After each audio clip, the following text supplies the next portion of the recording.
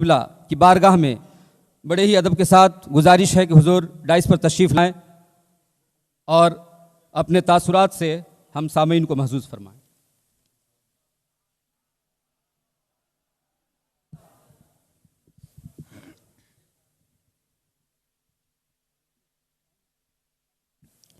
صاحب سجادہ حضور قائد ملت، حضور اشرف ملت،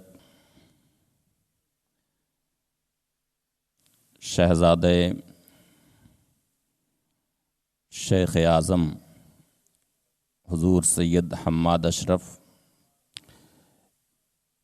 منبر نور پہ رونق افروز سادات کرام، علماء اہل سنت، عزیز طلباء، دور دراز سے آئے ہوئے معزز مہمان، السلام علیکم ورحمۃ اللہ وبرکاتہ۔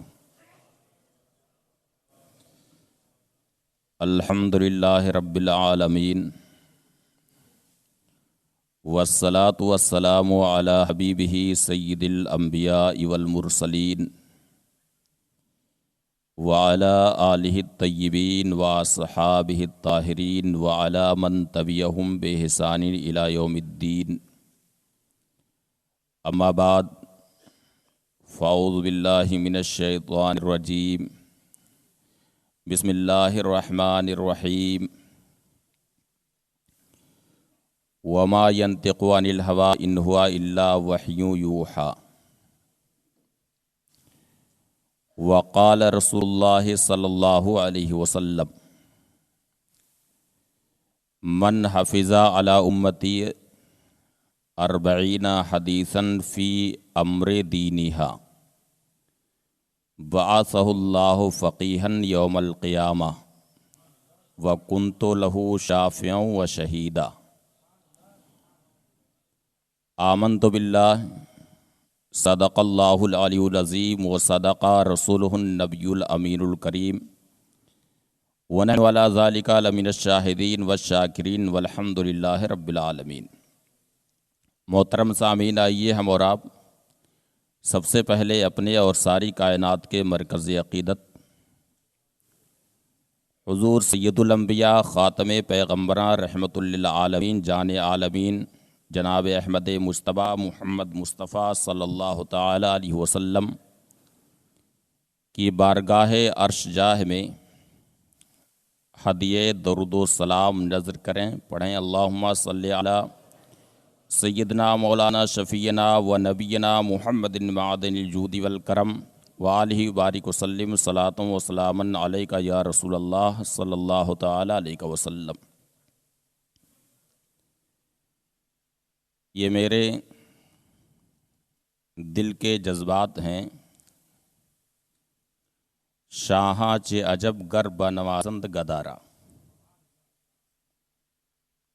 میں دیکھ رہا ہوں کہ بہت دیر سے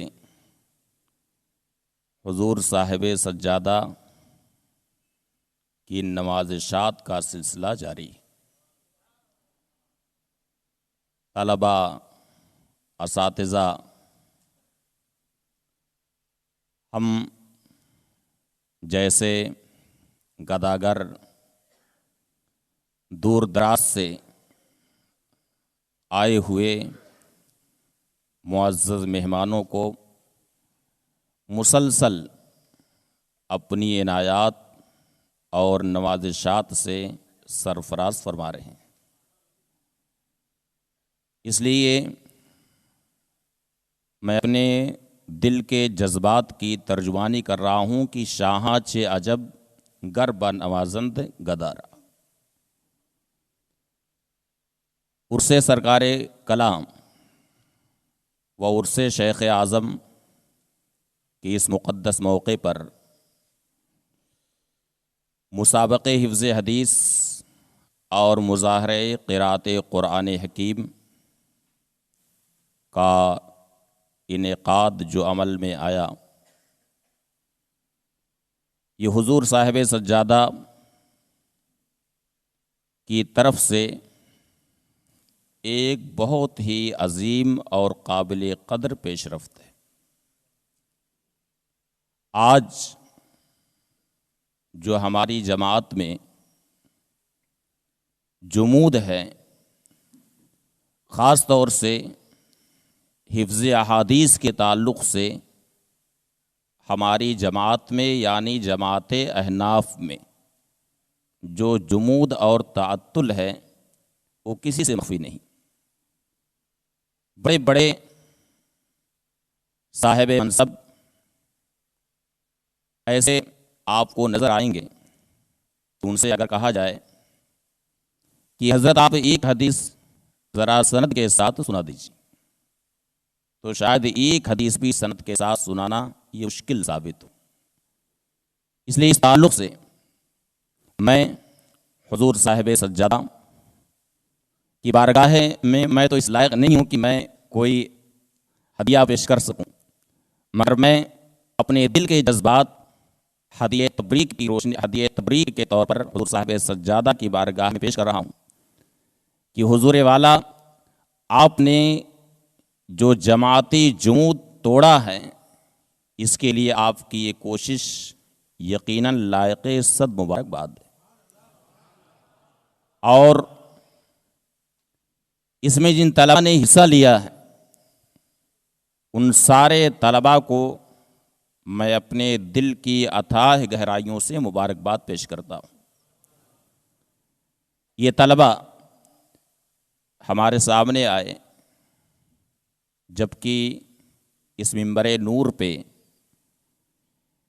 ان کے اساتذہ تشریف فرما تھے، مجھ جیسا کم علم بھی اس منبر نور پر حاضر تھا، ان کے ساتھی سامنے موجود تھے، اہل علم کا مجمع تھا۔ اس مجمع میں احادیث کو پورے وثوق کے ساتھ سنانا، پھر ان کا ترجمہ اور تشریح کرنا، اس کے بعد پھر فنی سوالات کو حل کرنا، یہ کوئی آسان کام نہیں تھا، بلکہ بہت ہی یہ ہے کہہ لیجئے کہ بہت مشکل کام یہ تھا۔ ایک شخص تنہائی میں اپنے تعلق سے کچھ بھی بول لے، لیکن جہاں اس فن کا کچھ ذوق رکھنے والے لوگ ہوں، ان کے سوالات کو حل کرنا، وہ بھی اتنے بڑے مجمع میں، یہ کوئی آسان اور معمولی کام نہیں تھا۔ میں نے تو یہاں تک محسوس کیا کہ جامعہ اشرف میں درجہ ثالثہ کا طالب علم ہے، بلکہ میں نے اسی وقت سارے طلباء کے سامنے یہ بات رکھی کہ عزیز طلباء، آپ لوگ خود اپنے سر کی آنکھوں سے دیکھو کہ یہ درجہ ثالثہ کا طالب علم ہے، کتنے صحیح طریقے سے اس نے حدیث شریف پڑھی ہے، اس کا ترجمہ کیا، تشریح کی، اور وہ بھی تشریح کے طور پر امام نووی کی عبارت کا حوالہ دے رہا ہے کہ امام نووی نے یہ فرمایا ہے۔ اس کے بعد پھر آیت قرآنی سے بھی استشہاد کیا۔ درجہ ثالثہ کا کیا معیار ہوتا ہے، لیکن درجہ ثالثہ کا طالب علم اس قدر صحیح جواب دے رہا ہے۔ پھر اس کے علاوہ میں نے جو فنی سوالات کیے، یہ فنی سوالات بھی کچھ تو سوالات آسان ضرور تھے، لیکن ان میں بہت سارے سوالات ایسے تھے کہ ان کو حل کرنا بھی کوئی آسان کام نہیں تھا، اور شاید ان میں کچھ سوالات ایسے بھی رہے ہوں کہ ان کے سامنے پہلی بار وہ سب سوالات آئے۔ مثلا میں نے ایک سوال کیا کہ اکثر یہ کتابوں میں ملتا ہے، خود نزہۃ النظر میں یہ عبارت ملتی ہے کہ علی شرط شیخین، یعنی شیخین کی شرط کے مطابق یہ حدیث صحیح ہے، تو شیخین کی آخر کون سی شرطیں؟ امام بخاری اور امام مسلم نے احادیث کے انتخاب میں کن شرطوں کو ملحوظ رکھا؟ خود امام بخاری نے فرمایا کہ 6 لاکھ حدیثیں میں نے یاد کی، اور 6 لاکھ احادیث میں سے یہ انتخاب ہے، تو آخر امام بخاری نے کون سا معیار رکھا، کون سے شرائط ان کے سامنے تھے؟ تو محدثین جب یہ فرماتے ہیں کہ علی شرط الشیخین، اس کا کیا مطلب ہوتا؟ اسی طرح سے میں نے اور بھی اس طرح کے پیچیدہ سوالات کیے کہ 2 حدیثیں ایسی ہیں کہ ان میں ایک حدیث کے اندر علو اسناد ہو، دوسرے کے اندر فقہ روات ہو. ایسے 2 حدیثوں میں اگر تعارض ہو جائے اس وقت علو اسناد کی بنیاد پر ترجیح دی جائے گی یا فقہ روات کی بنیاد پر ایک حدیث کی ترجیح دوسری حدیث پر ہوگی. اس کو برجستہ اسی جامع اشرف کے طالب علم نے حل کیا کہ اس تعلق سے مذہب احناف یہ ہے کہ فقہ روات کی بنیاد پر ایک حدیث کی ترجیح دوسری حدیث پر ہوگی. اس طرح سے بیشتر طلباء نے بہت ہی اچھے انداز میں فنی سوالات کے جوابات دیے، احادیث کا ترجمہ بھی کیا، تشریح بھی کی. اس لیے میں ان تمام طلباء کو مبارکباد پیش کرتا ہوں. اور آپ نے دیکھا کہ حضور صاحب سجادہ نے کس طرح سے آپ کو نوازا. جن اساتذہ نے اس میں کوششیں کی، جن کی تحریک شروع سے اخیر تک شامل رہی اس مسابقے کو کامیاب کرنے میں، انہیں کس طرح سے نوازا، مشارکین کو کس طرح سے نوازا، اور اس طرح سے ہم جیسے لوگوں کو کس طرح سے نوازا. آئندہ انشاءاللہ حضور صاحب سجادہ کی نمازشات اس سے کئی گنا بڑھ کر کے ہوں گی، اور انشاءاللہ حضور صاحب سجادہ اس کو اور بہتر سے بہتر انداز میں آئندہ اس کو انشاءاللہ منعقد کریں گے. عزیز طلبہ، احادیث کو حفظ کرنا یہ دنیا اور آخرت دونوں میں بہت ساری برکتوں اور رحمتوں کا یہ سر چشمہ. نبی کریم صلی اللہ علیہ وسلم نے ایک حدیث شریف یاد کرنے والے کو جو دعا دی ہے، اس کے لیے جو دعا فرمائی ہے، آپ کو یاد ہوگا. یوں تو یہ حدیث شریف 2 لفظوں کے ساتھ مروی ہے. ایک روایت کے الفاظ ہیں کہ من نذر اللہ عبدن سمع منا مقالتن، اور بعض روایتوں کے الفاظ ہیں کہ سمع مقالتی. اگر یہ سمع منا مقالتن ہے تو ایک حدیث کو بھی یہ شامل ہے، یہ بشارت. ایک حدیث کو بھی اگر کسی نے یاد کر لیا تو بھی اس کا مستحق.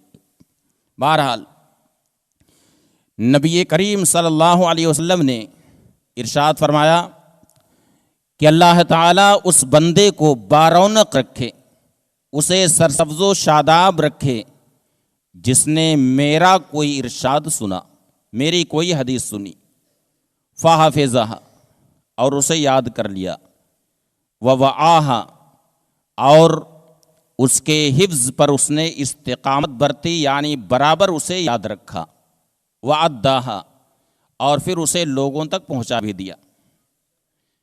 فربا حامل فقہ غیر فقیہ، کیونکہ کتنے ایسے شخص ہیں جو حامل حدیث ہوتے ہیں، ان کے پاس احادیث کا ذخیرہ ہوتا ہے، ان کے سینوں میں احادیث محفوظ ہوتی ہیں، مگر ان احادیث سے استنباط مسائل کی قدرت انہیں نہیں ہوتی ہے، اس کا ملکہ نہیں ہوتا ہے، اس لیے وہ فقیہ نہیں ہوتے ہیں، فقیہ کے منصب پر وہ فائز نہیں ہوتے ہیں. تو اگر اس نے وہ حدیث کسی ایسے شخص تک پہنچا دیا جس کو اللہ تعالیٰ نے فقہی بصیرت سے نوازا ہو، تو اس حدیث سے وہ بے شمار مسائل شریعہ کا استنباط کرے گا. اور پھر ارشاد ہوا وربا حامل فقہ الی من ہوا افقہ منہ، اور کتنے ایسے شخص ہیں، کتنے ایسے حافظ حدیث ہیں کہ خود فقیہ تو ہیں مگر وہ حدیث اس تک پہنچا دیتے ہیں کہ فقہ میں ان سے بھی بڑھ کر کے ہوتے ہیں. آپ اس حدیث شریف کی معنویت پر غور کریں کہ نبی کریم صلی اللہ علیہ وسلم نے ارشاد فرمایا کہ اللہ تعالیٰ اس بندے کو تر و تازہ رکھے، بارونق رکھے جس نے میرا کوئی ارشاد سنا. اور ظاہر ہے کہ نبی کریم صلی اللہ علیہ وسلم نے جس امتی کے لیے بارونق اور سبز و شاداب رہنے کی دعا فرما دی ہو، کوئی بھی اسے خزاں آلود نہیں کر سکتا. وہ دنیا میں بھی بارونق رہے گا اور آخرت میں بھی بارونق رہے گا. نبی کریم صلی اللہ علیہ وسلم کی دعاؤں کی برکت سے وہ دنیا میں بھی سرسبز و شاداب رہے گا اور آخرت میں بھی وہ سرسبز و شاداب رہے گا۔ یہی وجہ ہے کہ مشہور محدث حضرت امام سفیان ابن عیینہ رضی اللہ تعالی عنہ فرماتے ہیں کہ تم جس شخص کو بھی ایسا پاؤ کہ اس کے اندر ذرا بھی طلب علم کا شوق ہو، طلب حدیث کا وہ شوق اپنے دل میں رکھتا ہو، اس کے چہرے پر ضرور تمہیں رونق نظر آئے گی، اس کا چہرہ ضرور تمہیں بارونق ملے گا۔ جس بھی ایسے شخص کو تم دیکھو گے کہ اس کے اندر طلب حدیث کا شوق ہو تو تم اسے ضرور سرسبز و شاداب اور بارونق پاؤ گے۔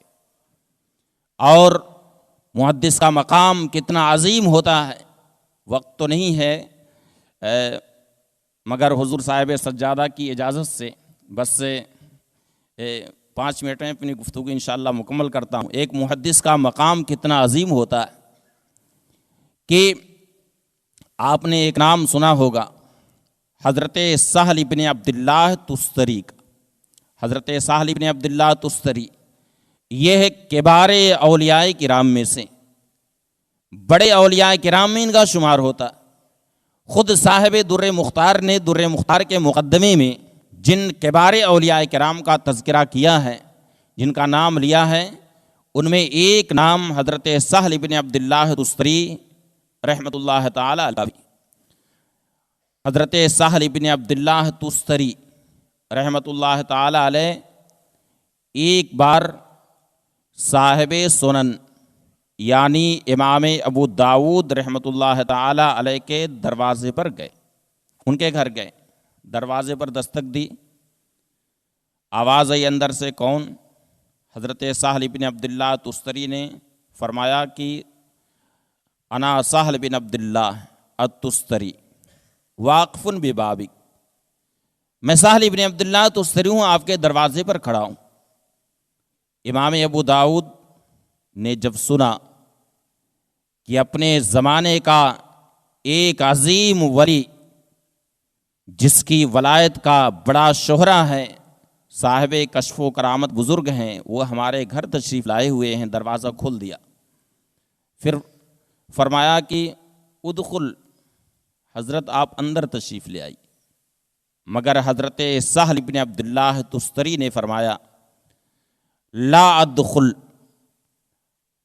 میں ابھی اندر نہیں آ سکتا،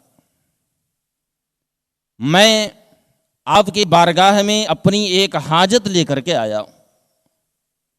اور فرمایا کہ میں اس وقت تک اندر نہیں آ سکتا، آپ کے مکان میں اپنا قدم میں اس وقت تک نہیں رکھ سکتا جب تک کہ آپ یہ کہیں کہ قضیتھا حتی الامکان، کہ میں حتی الامکان اس حاجت کو پوری کروں گا، جب تک کہ آپ یہ وعدہ نہیں کریں گے میں اندر قدم نہیں رکھ سکتا۔ حضرت امام ابو داود نے فرمایا کہ قضیتھا حتی الامکان، آپ اندر تشریف لائیے، حتی الامکان میں آپ کی حاجت پوری کروں گا۔ عام طور سے آدمی کا ذہن جائے گا کہ شاید انہیں کوئی ایسی اچانک ضرورت پیش آ گئی ہو، روپے کی، پیسے کی، یا اور کوئی ضرورت پیش آ گئی، مگر حضرت سہل بن عبداللہ تستری نے امام ابو داود سے فرمایا۔ عزیز طلبہ، اس ارشاد کو ذرا غور سے آپ حضرات سماعت کیجیے۔ ارشاد فرمایا کہ اخرج لی لسانک الذی تحدث بہ عن رسول اللہ صلی اللہ علیہ وسلم حتی اقبلہ۔ اے امام ابو داود، میں دیکھتا ہوں کہ آپ محدث ہیں، صبح سے لے کر کے شام تک آپ کی زبان پر حدثنا، اخبرنا اور قال رسول اللہ صلی اللہ علیہ وسلم کا وظیفہ ہی جاری رہتا ہے۔ آپ صبح سے لے کر کے شام تک احادیث نبویہ کا درس دیتے ہیں، اپنے شاگردوں کو حدیث شریف پڑھاتے ہیں۔ میری حاجت یہ ہے کہ آپ اپنی جس زبان سے حدیث شریف کا درس دیتے ہیں اس زبان کو آپ ذرا باہر نکال دیجئے، میں اسی کا بوسہ لینا چاہتا ہوں۔ میں صرف اسی لیے آیا ہوں آپ کے پاس، باقی میرا اور کوئی مقصد نہیں۔ اس سے آپ اندازہ لگائیے کہ ایک محدث کا مقام کیا ہوتا ہے۔ ایک محدث جو حدیث شریف کی تلاوت کیا کرتا ہے، حدیث شریف کا ورد کیا کرتا ہے، قال رسول اللہ صلی اللہ علیہ وسلم پڑھا کرتا ہے، اس کی زبان کتنی مقدس اور مبارک ہوتی ہے کہ ایک عام آدمی نہیں بلکہ اپنے زمانے کے ایک ولی ان کے پاس گئے ہوئے ہیں اور ان کی زبان کو چومنا چاہتے۔ امام ابو داؤد نے اپنی زبان باہر نکالی، حضرت سہل ابن عبداللہ تستری نے اس کا بوسہ لیا اور پھر اب خوشی خوشی تشریف لے گئے۔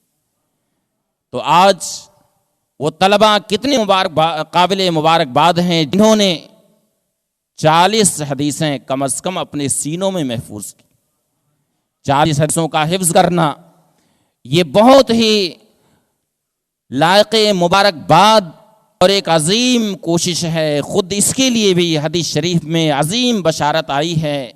نبی کریم صلی اللہ علیہ وسلم نے ارشاد فرمایا کہ جس نے میری امت کو فائدہ پہنچانے کے لیے 40 حدیثیں یاد کی، 40 حدیثوں کو اپنے سینے میں محفوظ کر لیا، یا یہ ہے کہ انہیں لکھ کر کے محفوظ کر دیا، تو اللہ تعالیٰ قیامت کے دن فقہا کے ساتھ اس کا حشر فرمائے گا، فقیہوں کے ساتھ اٹھائے گا اسے، اور میں اس کے لیے خصوصی طور سے شفاعت کروں گا۔ کیوں؟ تو ارشاد ہوا کہ شفاعتی لأہل الکبائر من الذنوب، کہ میری شفاعت میرے امت میں ان لوگوں کے لیے ہے جو کبیرہ گناہوں والے ہیں۔ لیکن محدثین اس حدیث کے تحت فرماتے ہیں کہ جس نے 40 حدیثوں کو یاد کر لیا، نبی کریم صلی اللہ علیہ وسلم اس کے لیے خصوصی طور سے شفاعت فرمائیں گے اور اس کے لیے گواہ و نگہبان رہیں گے۔ اس لیے میں آپ حضرات کو مبارکباد پیش کرتا ہوں کہ آپ نے 40 احادیث کو کم از کم اپنے سینے میں محفوظ کیا، اور آج حالات یہ ہیں کہ اگر آپ سے کسی نے کوئی مسئلہ دریافت کیا، آپ اس کے سوال کے جواب میں آپ نے کوئی حدیث شریف پڑھ دی، سامنے والا فوراً مطمئن ہو جائے گا کہ نہیں مطمئن فوراً۔ اور اس کے برخلاف آپ کسی فقہی کتاب کا حوالہ دیجیے تو وہ اتنا مطمئن نہیں ہوگا جتنا مطمئن حدیث شریف سن کر کے ہوگا، وہ فوراً ہی مطمئن ہوگا، سر تسلیم فوراً خم کر لے گا۔ بلکہ اس کی مثالیں بھی ماضی میں ملتی ہیں، شرح منیل آثار دیکھیے اور بھی کتابیں دیکھیے، نصب الرایہ دیکھیے، اس میں کتنے ایسے واقعات ملتے ہیں کہ دو شخصوں میں آپس میں کسی مسئلے میں گفتگو ہوئی، ایک نے اس کے جواب میں نبی کریم صلی اللہ علیہ وسلم کی کوئی حدیث شریف پڑھ دی، اور دوسرے نے اپنے موقف کی تائید میں کہا کہ ابراہیم نخعی نے ایسا کہا، یعنی اس نے کوئی حدیث نہیں پڑھی بلکہ ابراہیم نخعی کا حوالہ دیا، کہا کہ ابراہیم نخعی نے ایسا کہا۔ تو ان کے جو مد مقابل ہیں انہوں نے کہا کہ کتنی عجیب بات ہے، اقول لکا قال رسول اللہ صلی اللہ علیہ وسلم وانتا تقول قال ابراہیم النخعی، میں تم سے کہتا ہوں کہ رسول اللہ صلی اللہ علیہ وسلم نے ایسا فرمایا اور تم کہتے ہو ابراہیم نخعی نے ایسا کہا ہے۔ کہاں بتاؤ حدیث رسول اور کہاں ابراہیم نخعی کا قول، کیا مناسبت ہے دونوں میں؟ اس لیے میں آپ حضرات کو مبارکباد پیش کرتا ہوں، حضور صاحب سجادہ کی بارگاہ میں ہدیہ تبریک پیش کرتا ہوں کہ حضور صاحب سجادہ نے اتنا شاندار اہتمام فرمایا اور ساتھ ہی ساتھ سارے مشارکین کی حوصلہ افزائی فرمائی۔ اب میں انہی جملوں پر اپنی گفتگو مکمل کرتا ہوں۔ استغفر اللہ ربی من کل ذنب واتوب الیہ وآخر دعوانا ان الحمد للہ رب العالمین۔ السلام علیکم ورحمۃ اللہ وبرکاتہ۔